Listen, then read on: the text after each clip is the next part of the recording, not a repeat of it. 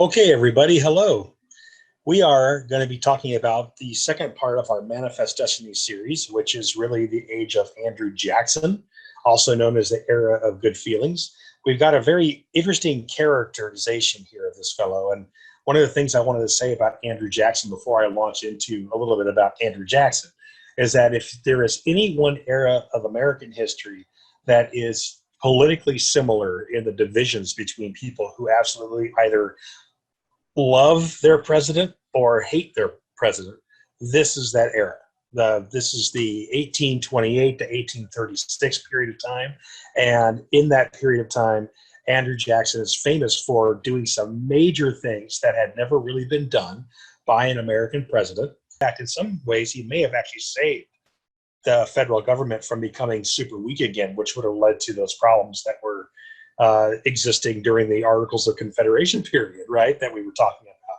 He was also big into states' rights and really believed that states should have a certain amount of control and power, especially over federal money. And about Jackson, a little bit about his background, who he was, and maybe why he was a little bit controversial at his time. First of all, he was a little kid during the War of Independence here in the United States. And during that time, there's this story where a British army unit came into his farm to take some food and whatnot for the army. They were scavenging, the British army was, and there was some resistance by the Jackson family. And what happened was apparently Andrew Jackson's parents and even himself were beat up a little bit by these British soldiers. And from that time on, Andrew Jackson absolutely hated the British. And he was looking for any opportunity to basically get back at them. And so he's this farming class citizen, no serious old wealth. He's going to become the president as the first American president in history to not be part of some wealthy family elite system on the East Coast. And so that's part of why he's so controversial, is because he really supported farmers as opposed to, say, East Coast established businesses. Let's see, what else? He does join in the War of 1812 as a general, and Andrew Jackson is going to beat the British at the Battle of New Orleans, that last battle in January of 1815. That was part of the War of 1812. After 1812, he shows his love of Native Americans, which, of course, I'm being ironic about that, because Andrew Jackson was all about wiping out the natives whenever possible. So before he became the president in 1828 officially, he was spending time massacring Seminole Indians almost entirely out of Florida and parts of Georgia and Alabama. And so Andrew Jackson was really about the idea of progress in this way. If there are people who are not white Americans who are in territory that you want to move to, then you need to clear out those people. And so Andrew Jackson was hired to be that guy. He's known as the Indian hunter, who would wipe out people in various tribal groups. And so when he becomes the president, he's going to make that kind of move his official policy, as opposed to just something he does for one army unit in Florida. He makes it a federal opportunity to forever change how the federal government handles Native Americans. We'll talk about that later. He's going to lose property in America's first major recession, and that is going to cause him to want to do certain things that maybe a president would normally do while he's the president. In fact, he's going to run for the office of the presidency with the understanding to the voters that he was going to kill the federal banking system. And the reason why he wants to do that is because he lost property that was lost partially because of a recession caused by the federal bank of the time. So we'll talk about that. This one I think is very interesting. When he runs for office, he wins the popular vote very handily, especially a lot of Western farming votes in 1824. But Congress was terrified of him because Andrew Jackson, was just a farming class nobody, except for the fact that he was famous because of this one battle from a prior war. He was no Jefferson and no Washington, no Adams. He was something else. And so Andrew Jackson, being this kind of heart of the earth kind of person, was somebody that both sides of Congress, are absolutely terrified of. And so they found a way to actually vote his election null by using the Electoral College for the first time. And we've seen that happen over and over again since, where every now and then somebody will win the popular vote as the president, but the electoral college will decide who actually gets to be the president. And that happened here. Let's see. So in 1828, a lot of people are really going to vote for Jackson again when he runs, because they feel like that Jackson's election was stolen. Most of the people voting, stop me if this sounds familiar with the current day, are people who are from the lower classes, maybe own a very small amount of property, just enough property that they're allowed to vote back then in the 1820s. And Andrew Jackson is really supporting those people. He's supporting the people from the rural Central America kind of landscape, as opposed to rich people from the industrialized cities. He's going to win by a landslide when he runs for office. Andrew Jackson is going to reward all those white voters that helped to get him elected by expanding the white vote. What I mean by that is that if you were a voter back in 1828, you could only vote if you own land. And so a lot of newer farmers and stuff were going to vote for him. The deal is that Andrew Jackson is going to expand the vote to all white men. Even if you did not have land, you could vote. And so that's going to secure Andrew Jackson's election for a second term.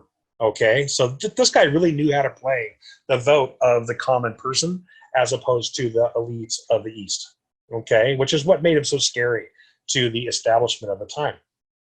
Okay, so major topics to talk about. Second Bank of the United States and what Jackson did to it, which is kind of an interesting story in and of itself. The nullification crisis, which I think is maybe one of the most interesting political stories of the era. And the Cherokee issue, which sets the stage for an entire series of actions against Native Americans in U.S. history. Okay, here we go. First of all, Second Bank of the United States, what happens here? When we call it the Second Bank of the United States, that's just the name of the time for the federal banking system. That's all that means. So when we say the second bank, we mean the federal bank. What is the federal bank? It's the bank that takes taxpayer money, puts those tax monies into the bank, and then has that money available for when Congress needs it for something, like to go to war or to build, a canal or to build a freeway system or whatever it is, right? That's what this is. That's what the federal government has a bank for, so that it can actually have a way to pay for things. Well, that's what the Second Bank of the United States was just the second version of a federal banking system that took taxpayer dollars, money gained by taxes, to use for Congress. It's just that between 1815 and 1819, the people that ran the bank were completely unsupervised by Congress. There were no real rules about how this bank would operate. And so the Second Bank of the United States is going to be collecting those tax dollars and tariff dollars. And then because there's so much money coming in from cotton sales to England, the second bank is going to be basically spending a lot of the money, knowing that more money is always coming in. I need to explain a tariff really quick. This is real simple. A tariff is a tax on imports and exports. That's all that means. So Congress was making most of its money that it put into this bank back in the early 1800s, just like with the Whiskey Rebellion era, by taxing trade, imports, and exports. If you ever go to a gas station, you'll notice somewhere right on the gas pump sometimes, and sometimes on the pillars that hold the top, that kind of roof over the gas pumps, there's a sign that says what the tariff or excise taxes are on gasoline. That makes gas cost more because of those special trade taxes. And so that's what these are. These are just a federal tax on imported or exported goods. Well, there was so much money coming in that the federal bank got a little bit lazy. And what it started to do was, because the federal government was not asking for a lot of money to spend, there was just a lot of money sitting there from all these tariffs that the owners, that the operators, the shareholders of the American Federal Bank could loan out in long-term, low-interest loans to people moving west. So people are moving out west. It's manifest destiny, so people need some money, right? So farmers and railroad builders and all that are borrowing money from the federal bank, which makes sense. It's a big bank getting into the business now of loaning money to citizens, which is not what it used to do. And so what happened was that this bank was making so much money for its shareholders by loaning out tax dollars to farmers and other businesses moving out west that it kept loaning out more and more and more reserve money. In 1818 and 1819, Britain began to shift its cotton purchases from America to India. India had become a colony of England not long before. And so India was now a place where cotton could grow even cheaper for the English because it was an English colony. And so it's not that England stopped buying cotton from the US, it was just buying much less, starting around 1818. So suddenly the second bank panics a little bit because it had loaned out all of its reserves and had very little new money coming in to make up for that. And so what happened is that without that reserve money, if Congress wanted money for something, which they did by 1819, what happened was the second bank went, we sort of loaned it all out. Sorry about that. There's no money for Congress to use or for the president to use, right? And the second bank can't do that. It cannot do that. And so what they do, this is crazy, is to make up for the shortfall, the second bank operators call the loans, they call it, early, meaning they sent agents out to all these farms out west and railroads and other businesses, steamship builders and stuff, and simply took their property away because nobody was ready to pay back 20 to 30-year loans within only a few years because the second bank suddenly went, oh crap, we need that money back now. And so here we are, suddenly with people losing their homes or businesses because the second bank was handed the money back so that it can give it back to Congress because it did not plan out its reserves well. This is kind of the background of almost every major recession in U.S. history. It's about people over-investing money in a way that's really kind of criminal. Well, what happens, of course, is that because of farmers and small business owners who had borrowed money from the second bank and now had all that taken away much earlier than the contract, what ends up happening is that people, small property owners, small business owners, people like Andrew Jackson, are going to hugely distrust the federal banking system and see it as corrupt, which it is a little bit at the time, you know, money and power and all that being what it is.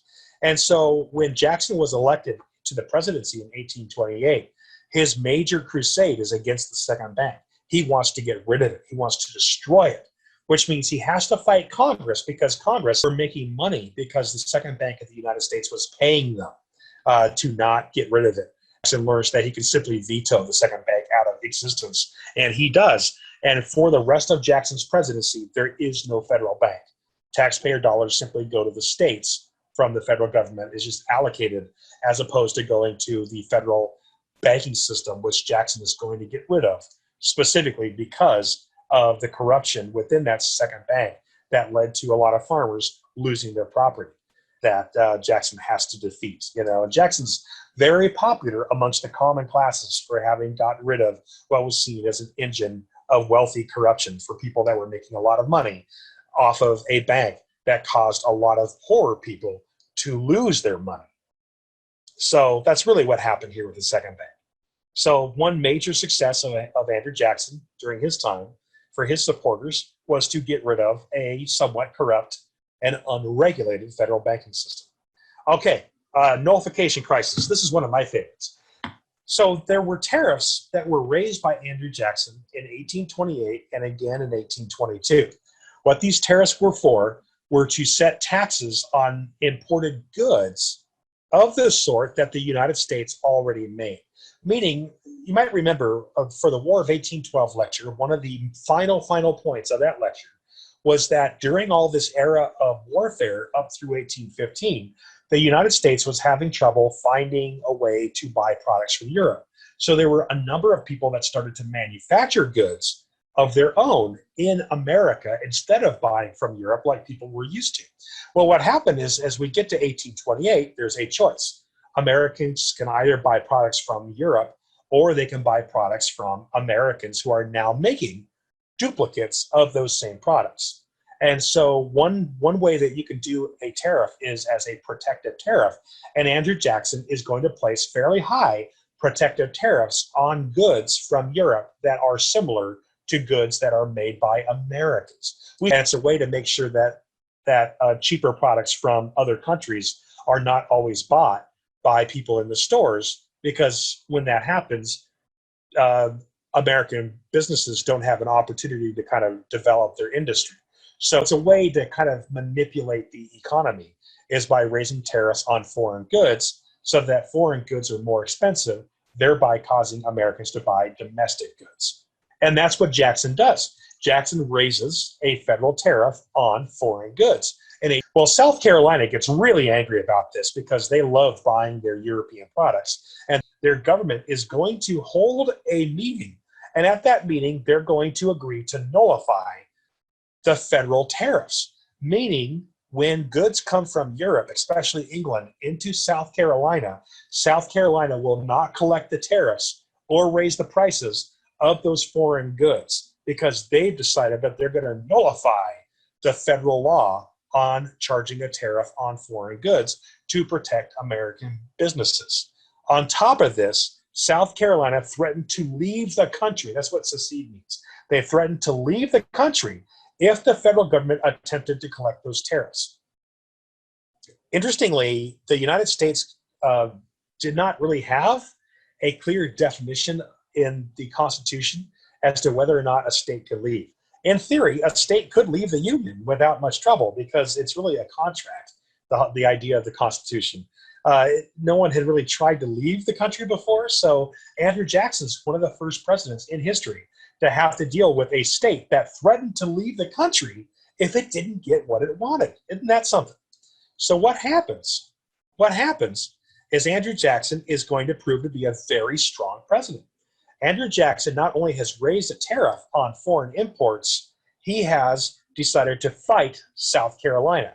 It's the first time you see a president fighting a state like this. And Jackson is going to consider South Carolina a treasonous state for actually threatening to or to not obey federal law and to threaten to leave the country. Isn't that just something? Why would, by the way, I don't know why South Carolina thought that it would actually beat President Jackson. Jackson was about as warlike of a president in history. I really don't get why they thought they would win this one. Anyway, Jackson is going to get Congress to actually pass a force bill. The force bill is going to be a legal allowance for Jackson to use the U.S. military to basically go into South Carolina and threaten them with war if they tried to leave the country. That's crazy. So it's 1833 when this happens, and Jackson is able to, he keeps it pretty simple. Jackson simply sends in a couple of warships into one of South Carolina's harbors, that's Charleston, and basically just has those warships sitting there as a threat to the large port city of Charleston. And of course, those ships are full of Marines and all that stuff, right? And then what happens is Henry Clay is going to secretly, quietly go to South Carolina and negotiate a compromise, because South Carolina did not want to back down and Jackson did not want to back down from this nullification crisis. So what ends up happening finally is Henry Clay manages to convince South Carolina to agree to obey the tariffs and not to leave the country. And in return, the tariffs would slowly reduce in amount over 10 years until they basically were gone. All right. So that's something kind of fun that happens. I love to talk about this in class a lot. I wish we could do that in a live class, but we just can't. So that's what the nullification crisis is, a fight between the presidency and South Carolina over whether or not the president is allowed to raise taxes on imports. Okay. All right. Let's finish this part off with the Indian issue. The Indian Removal Act is going to be passed by Andrew Jackson's urging in Congress. The Indian Removal Act is real simple. Jackson wants to move the natives out of the east into the west. He wants to put them in Oklahoma. Oklahoma is a territory so far west for the Americans of the time that it was deemed that nobody would ever have to worry about it. And Jackson wanted it to move a number of native cultures like the Creeks and the Cherokee. And so the Indian Removal Act is a document that basically explains that the natives need to be forced out of Georgia and Alabama. It's an interesting era because When Andrew Jackson is going to get the Indian Removal Act passed, he's going to then want to forcibly remove the Cherokee from Georgia. Okay, the Cherokee were about as westernized as you can get at the time. They dressed like normal white Americans did at the time. They had missionaries that had come and built churches and were training the Cherokee to basically be American-style Protestant Christians. The Cherokee had a Congress that was very much modeled after the American constitutional system, with a president that actually served as also as an ambassador. The Cherokee Nation was a protected nation under the rules of the Constitution. There were only a few nations like this in the United States, and by the precedent or the tradition of the time, an Indian nation recognized by the Constitution had to be treated like any foreign nation, which means you cannot, as Jackson wanted to do, simply move the Cherokee from the Cherokee Nation in Georgia, which was sitting on really good land with some gold on it, and force the Cherokee out. So the Supreme Court steps in, and the Supreme Court says, no, Andrew Jackson, the Indian Removal Act is unconstitutional. You do not have the right to move the Cherokee, who are a recognized foreign nation. And so Andrew Jackson is going to say this famous thing. Justice Marshall, who is the head of the Supreme Court at the time, Justice Marshall has made his decision. Now let him enforce it.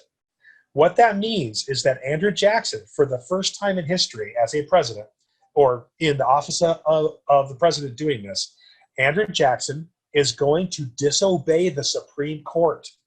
And Andrew Jackson, using his popularity, because a lot of people wanted to move onto Cherokee land, and to do so, they had to get the Cherokee out. And so when the Indian Removal Act was passed, Andrew Jackson is all excited about it because he gets to move the Indians out, or the Cherokee out. And then the Supreme Court says, you can't move the Cherokee, it's unconstitutional. And then Jackson is going to make the Army do it anyway. And so the U.S. Army is going to move the Cherokee out of Georgia and parts of Alabama, and 4,000 Cherokee, maybe more, are going to die on a death march to Oklahoma. And the voters of the United States, about 80% of them, are going to celebrate Andrew Jackson as the man that forever showed that the United States no longer had to treat Indian nations as a national people. What I mean by this, guys, is that whenever a president gets away with breaking the law, it becomes a precedent, meaning other presidents can do the same. So American law will now change because Andrew Jackson gets away without being impeached or anything with simply having the Army force the Cherokee out of their territory, even though the Supreme Court said that that action was unconstitutional. So this is that Trail of Tears event where 17,000 Cherokee are removed from their homes while their businesses, their houses, everything was set on fire. They were put into camps. And then from those camps, the Cherokee will be marched on several different routes to get to Oklahoma. Okay, so that's the Trail of Tears. Here's the region that the Cherokee are coming out of. And so Andrew Jackson is seen as a very powerful president who was very controversial and who kept the country together and proved that a country like South Carolina cannot, basically toy with federal power. Andrew Jackson is going to get rid of a corrupt federal banking system. And Andrew Jackson is going to use his power as the president to forever make Native Americans weaker than what federal law allowed them to be at the time. So federal law is now able to start to change because the Supreme Court lost the power that it had a little bit here when it came to regulating what a president could do against Indians. So the fight to simply force natives off their land and break treaties against natives is now a thing that begins as a result of what Andrew Jackson did. All right. So the next video will be about part 3, more expansion, now that the natives can be forcibly moved off their territory. And we'll get to that in lecture part 3 this week.